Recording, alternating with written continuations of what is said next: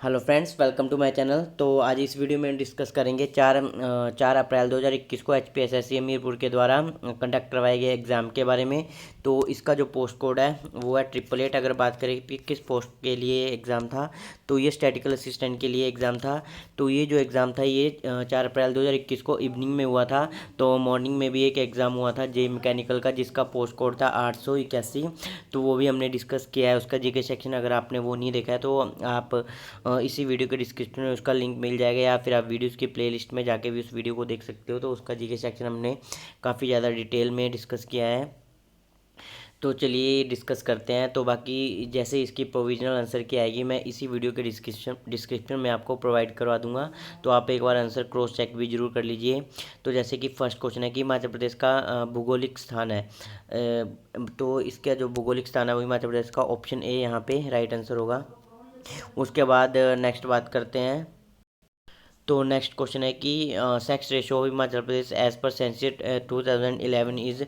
तो ये जो है जो लिंगानुपात है हिमाचल प्रदेश में 2011 की जनगणना के अनुसार, तो ऑप्शन डी यहाँ पे राइट आंसर होगा 972। अगर बात करें कि हिमाचल प्रदेश में जनसंख्या घनत्व कितना है, तो वो 123 डायरेक्ट है। तो 123 हिमाचल प्रदेश में जनसंख्या घनत्व है। उसके बाद नेक्स्ट बात करते हैं कि हिमाचल प्रदेश की सबसे बड़ी कृत्रिम झील है। तो हिमाचल प्रदेश की जो सबसे बड़ी कृत्रिम झील है वो गोविंद सागर है, जो कि सतलुज नदी पर बनी है। तो ऑप्शन डी यहाँ पे राइट आंसर होगा, इनमें से कोई नहीं। अगर बात करें कि जो सबसे बड़ी कृत्रिम झील गोविंद सागर है कौन सी डिस्ट्रिक्ट में पड़ती है, तो बिलासपुर में ये पड़ती है। तो उसके बाद नेक्स्ट बात करते हैं कि गौरी देवी का टिब्बा हिमाचल प्रदेश के कौन से ज़िले में स्थित है। तो ये जो है पर्वत शिखर होता है। तो गौरी देवी का टिब्बा जो चंबा में स्थित है। अगर बात करें कि एक और है कि नरसिंह टिब्बा, तो जो टिब्बा करके तीन मतलब जो इम्पोर्टेंट पर्वत शिखर है, तो गौरी देवी का टिब्बा चंबा में है।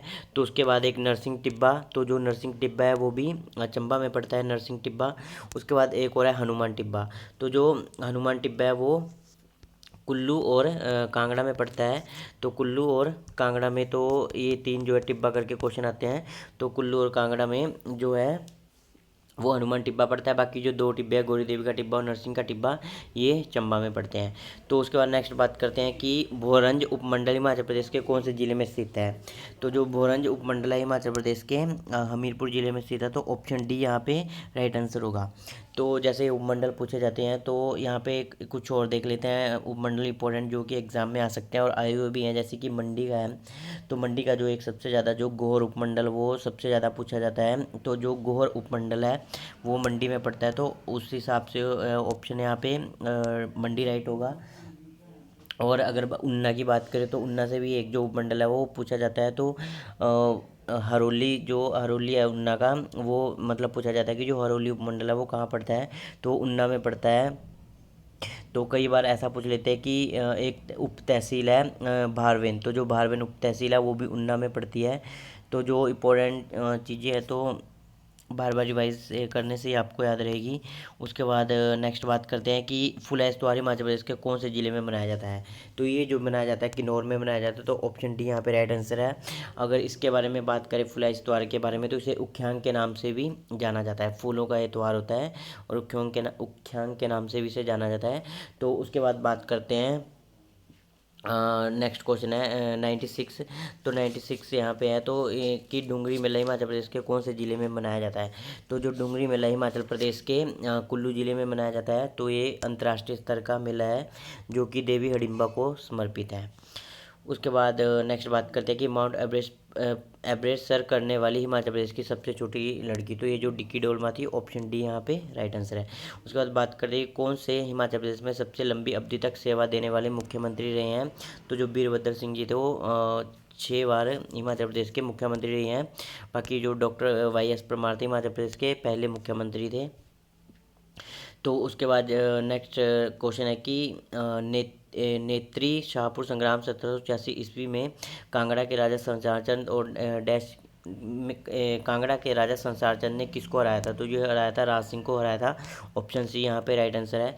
उसके बाद बात करते हैं कि जो लॉर्ड मेयो ने किस वर्ष शिमला की यात्रा की थी? तो जो लॉर्ड मेयो ने शिमला की यात्रा की थी वो 1871 में करी थी। तो ऑप्शन बी यहाँ पे राइट आंसर है।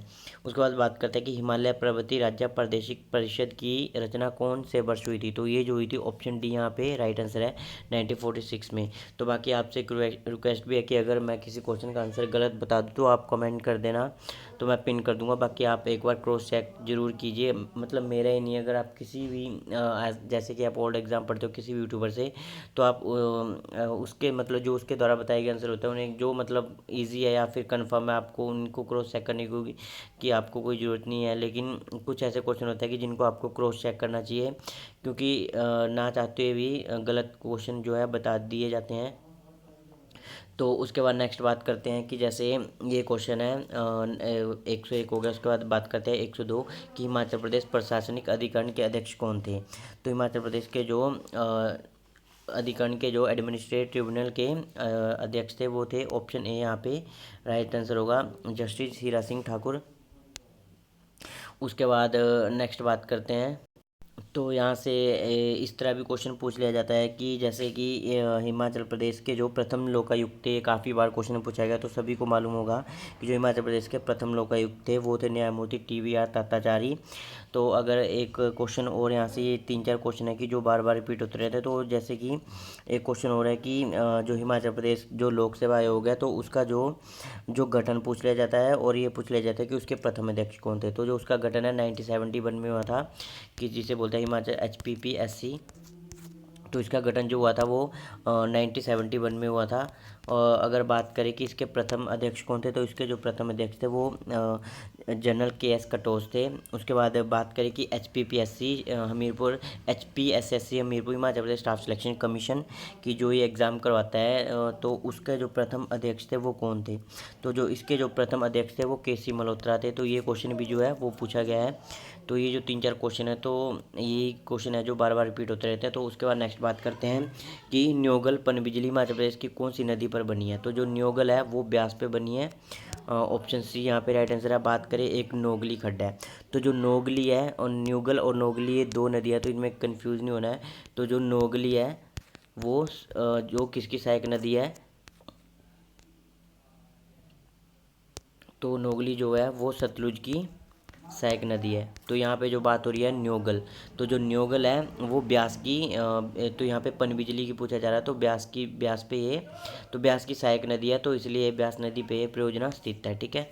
उसके बाद नेक्स्ट बात करते हैं कि शीतोष्ण वन अनुसंधान संस्थान हिमाचल प्रदेश के किस जगह स्थित है? तो ये जो स्थित है शिमला में स्थित है। तो यहाँ पे ऑप्शन ए राइट आंसर होगा।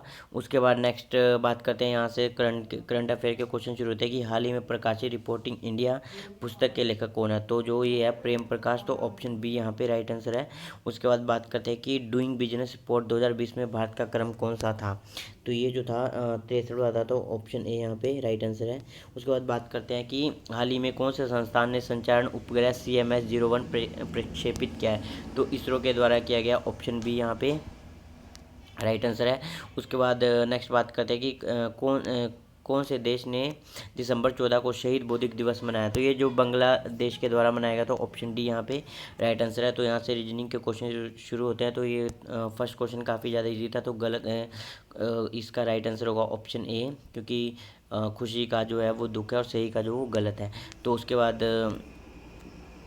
नेक्स्ट है, तो यहाँ पे जो संख्या श्रेणी 17, 23, 31, तो इस श्रेणी में जो इन्होंने जो गलत संख्या दी है, तो ऑप्शन डी यहाँ पे 69 है। तो ये क्वेश्चन मैं थोड़ा कैलकुलेट करके देखा था। तो बाकी जो रीजनिंग के 2 क्वेश्चन है तो आप इन्हें देख लेना। अगर कोई सॉल्व करता है तो नीचे कमेंट कर देना, तो मैं पिन कर दूंगा। उसके बाद बात करते हैं कि बोरा मिस्ट्राल सिरोको है, तो ये जो है स्थानीय पबनिया लोकल बीन्स, तो ऑप्शन सी यहाँ पे राइट आंसर है। उसके बाद ऑप्शन सी। उसके बाद बात करते हैं नेक्स्ट क्वेश्चन की यूरेशियन क्षेत्र के घास स्थल को कहते हैं? तो इसे जो कहते हैं स्टेपिस के नाम से जाना जाता है, ऑप्शन ए यहाँ पे राइट आंसर है। उसके बाद बात करते हैं कि कौन से भारतीय राज्य की तट रेखा सबसे लंबी है? तो जो ये क्वेश्चन है 5-6 बार रिपीट हो गया है हाल ही के एग्जाम में, तो गुजरात यहाँ पे राइट आंसर है। उसके बाद बात करते हैं कि प्रायद्वीपीय भारत की सबसे लंबी नदी कौन सी है? तो जो प्रायद्वीपीय भारत की सबसे लंबी नदी गोदावरी है, उसके बाद नेक्स्ट बात करते हैं कि इन्होंने प्लांटेशन क्रॉप पूछे, तो प्लांटेशन क्रॉप यहाँ पे चाय होनी चाहिए, तो ऑप्शन ए यहाँ पे राइट आंसर है। उसके बाद हमने जैसे जे मैकेनिकल का जो एग्ज़ाम डिस्कस करा था उसमें भी क्वेश्चन आया था कि जो स्वतंत्रता का अधिकार है वो कौन से अनुच्छेद उससे संबंधित है, तो उसमें जो 19 से लेके 22 तक था, तो ऑप्शन में तो उस क्वेश्चन में वो ऑप्शन सही था, लेकिन यहाँ पे इन्होंने शोषण के विरुद्ध अधिकार से रिलेटेड अनुच्छेद पूछा है कौन से, तो 23 और 24 यहाँ पे शोषण के विरुद्ध अधिकार से संबंधित है, तो ऑप्शन सी यहाँ पे राइट आंसर है। उसके बाद बात करते हैं कि कौन से संसद के संयुक्त अधिवेशन की अध्यक्षता करता है, तो जो लोकसभा अध्यक्ष होते हैं जिसे स्पीकर बोलते हैं, तो यही जो संयुक्त अधिवेशन बुलाता है जब लोकसभा और राज्यसभा में डेडलॉक पैदा हो जाता है, तो जो संयुक्त अधिवेशन है जो बुलाया जाता है, आहूत किया जाता है, वो राष्ट्रपति के द्वारा किया जाता है, लेकिन जो उसकी अध्यक्षता की जाती है वो लोकसभा अध्यक्ष के द्वारा ही की जाती है, स्पीकर के द्वारा ही, तो ऑप्शन सी यहाँ पे राइट आंसर है। उसके बाद बात करते हैं कि कौन सी कंपनी का मान महारत्न का है, तो जो महारत्न कंपनी है तो भारत हैवी इलेक्ट्रिकल लिमिटेड, ये भी महारत्न कंपनी है। उसके बाद गैस अथॉरिटी इंडिया लिमिटेड, ये महारत्न कंपनी है, तो स्टील अथॉरिटी इंडिया, तो ऑप्शन डी यहाँ पे राइट आंसर है। ये सभी महारत्न कंपनियों का दर्जा इन्हें प्राप्त है। उसके बाद बात करते हैं कि किसका उपयोग शेविंग दर्पण के तौर पे होता है, तो जो शेविंग दर्पण के तौर पे जो उपयोग होता है अवतल दर्पण का होता है, तो इसके लिए हमने ट्रिक बनाई है, मतलब मैंने बताई भी है। तो उसके बाद बात करते हैं कि भाप अंगार गैस बनाता है, जो वाटर गैस होती है बनी होती है कार्बन मोनोऑक्साइड और हाइड्रोजन से, तो ऑप्शन ए यहाँ पे राइट आंसर है। उसके बाद बात करते हैं कि खसरा डैश के कारण होता है, तो जो खसरा है वो वायरस के कारण होता है, तो पिछले जो क्वेश्चन में पूछा था आंसर उसमें ये पूछा गया था कि जो टाइफाइड है वो किसके द्वारा आता है, तो जो टाइफाइड है वो जीवाणु के द्वारा आता है, तो यहाँ पे खसरा है तो ऑप्शन विषाणु से होता है, तो ऑप्शन बी यहाँ पे राइट आंसर है। तो आप देख सकते हो कि जो क्वेश्चन है वो मॉर्निंग और जो इवनिंग के जैसे एग्ज़ाम हो रहा है कि मतलब टॉपिक सेम है लेकिन क्वेश्चन अलग अलग है। तो उसके बाद नेक्स्ट बात करते हैं कि एंटोनियम ऑफ सॉर्डिड, तो यहाँ पे जेनेरियस राइट आंसर होगा ऑप्शन सी। उसके बाद बात करते हैं कि one word substitution regard for other as principle of action, तो यहाँ पे एल्ट्रिज्म राइट आंसर है ऑप्शन डी। उसके बाद बात करते हैं कि I saw a dash of balls roaming around the forest, तो यहाँ पे पैक सही आंसर होना चाहिए ऑप्शन डी। उसके बाद नेक्स्ट बात करते हैं एडम के लिए टू बैगर डिस्क्रिप्शंस इज, तो यहाँ पे ऑप्शन सी राइट आंसर है beyond one's power to describe adequately. उसके बाद जो शुरू होता है हिंदी सेक्शन की ग्रामगत में समास है, तो जो ग्रामगत में समास है वो यहाँ पे ऑप्शन डी राइट होगा कि ग्राम को गया हुआ, तो ऑप्शन डी यहाँ पे राइट आंसर है तत्पुरुष। उसके बाद बात करते हैं कि नेता का पर्यायवाची शब्द है, तो जो नेता का पर्यायवाची शब्द है वो ऑप्शन ए अगवा यहाँ पे राइट आंसर होगा। तो बाकी मैं आपको एक चीज़ और बता दूं कि एक जो अभी एग्ज़ाम हुआ था डाटा एंट्री ऑपरेटर का, पोस्ट कोड तो मुझे याद नहीं है, तो उसका कंप्यूटर सेक्शन अभी मतलब बचा हुआ है, उसका मैंने जीके सेक्शन डिस्कस कर दिया है।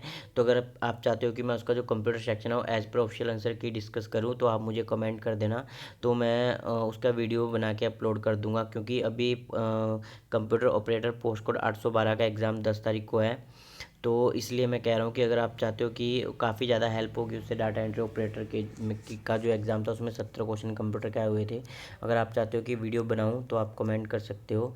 उसके बाद बात करते हैं कि नेता का पर्यायवाची शब्द हो गया ये क्वेश्चन, तो उसके बाद नेक्स्ट है कि नाक रगड़ना मुहावरे का अर्थ है, तो जो नाक रगड़ना मुहावरे का अर्थ है तो यहाँ पे अधीन होना राइट आंसर होना चाहिए ऑप्शन डी।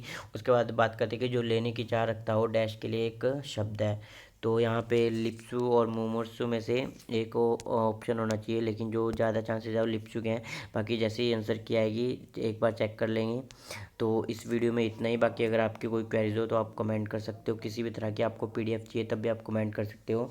तो जैसे आंसर की आएगी आपको इसी वीडियो का डिस्क्रिप्शन में मिल जाएगी। तो इस वीडियो में इतना ही, धन्यवाद।